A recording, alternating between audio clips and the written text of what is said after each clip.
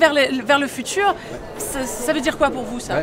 Disons qu'en fait, il faut quand même garder la notoriété du produit, le terroir avant tout, mais on trouve toujours des petites choses qui permettent de garder le traditionnel, permettant de revisiter un peu les choses sans partir un peu partout, pour donner un côté plus moderne à ce produit, mais tout en respectant le terroir et le produit. Beaucoup de produits qui ouvrent des perspectives sur des améliorations au niveau des plats, des petits trucs qui font que les papilles vont danser un peu plus, quoi. Vous travaillez effectivement tous les deux, voilà, dans le milieu diplomatique. Ouais, maison bourgeoise où on doit vraiment être à l'écoute des demandes des patrons, comme à l'Élysée, comme nous, à Matignon. À l'ambassade. Voilà. Alors, quand même, là, moi, ça me fait rire, je dis cocorico.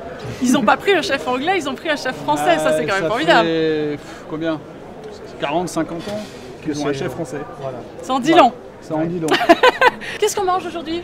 On mange, pour commencer, on mange maquereau brûlé radis rose. Donc c'est un maquereau qu'on a préparé de deux façons, un mariné ensuite grillé et l'autre mariné et servi cru avec un cannelloni d'aubergine et une gelée de radis rose pour le côté piquant. Et après on va déguster une volaille cour d'armoise qui a été farcie aux escargots. Donc sous la peau on a mis quelques escargots, beurre d'escargot. Servi avec une laitue braisée et une pomme pissaladière, c'est une pomme de terre qu'on a roulée sur elle-même comme un bouquet de roses qu'on a cuit au four et à l'intérieur farci avec un beurre d'anchois et des oignons. Style is very nice. It's very good. People is here and the kitchen is nice. I find new friends or in the kitchen. It's very good for me and for Massa in Prague is very good because we opened it 3 months ago and. We're starting to make it a business. That's it. We need more propagate or something like this. Une nouvelle ouverture à Prague. Oui. Ça c'est formidable. Quel est votre rôle dans l'articulation de cette table avec la vôtre à Paris? En fait, je me rends à Prague une fois par mois. D'accord. Je fais en sorte d'y aller le samedi-dimanche. Mon restaurant est fermé le samedi-dimanche à Paris. Donc du coup, je vais à Prague le week-end et je mets en place le menu pour le mois. En fait, on fait 2 genres de menus, un menu à 6 plats, un menu à 10 plats. Ça reste tout le mois entier. Et puis voilà, on change tous les mois. Harvey is coming every month. Okay. We're changing a That's menu what we said, and yeah. we find Czech products and local products and we make it the food from the local Czech products. En fait, le but du jeu, c'est qu'on commence difficilement à essayer de trouver des produits. On arrive à les trouver. Mais l'idée, en fait, c'est qu'au bout d'un an, c'est de pouvoir un petit peu explorer ce qui se passe autour de Prague. Et puis de demander, là on a trouvé quelqu'un qui fait des poulets.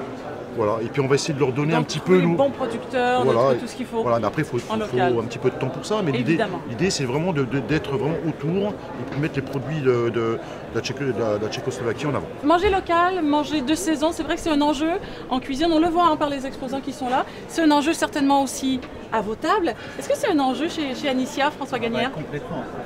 Anicia, chez nous, c'est le nom ancien de la ville dans laquelle je suis originaire. Le Puy-en-Velay et l'esprit du restaurant, c'est de travailler justement, ce qu'on disait tout à l'heure, une cuisine à base de produits de région, de saison, mais de façon contemporaine. Si on devait résumer, c'est tradition contemporaine, c'est-à-dire que l'idée, c'est de donner une carte postale en couleur de ma région et pas en noir et blanc.